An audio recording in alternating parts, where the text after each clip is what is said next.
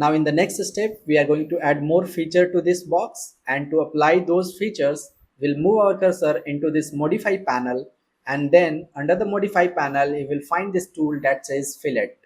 So we'll click on this tool to activate, and again you will be able to see a box like this, because this box just got popped up and this includes all the fillet settings.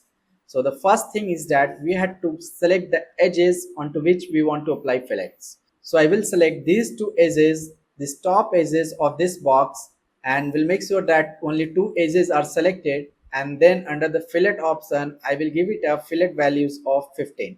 So here you can see this is my fillet preview.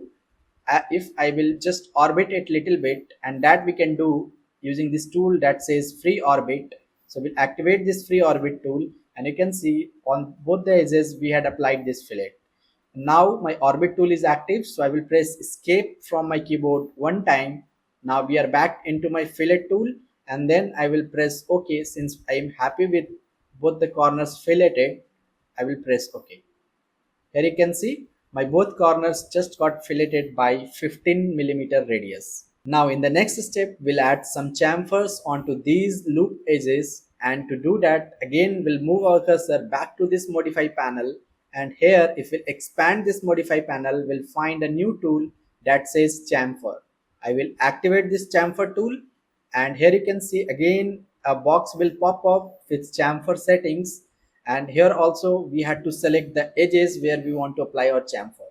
So I will select this complete edge loop. Here you can see whenever I am clicking on any of the edge, it is selecting the complete loop. It's because here the tangent chain option is turned on.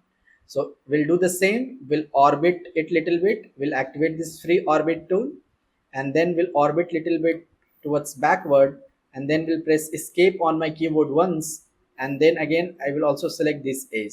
So what I did, I had selected this complete edge on this side and also on the opposite side.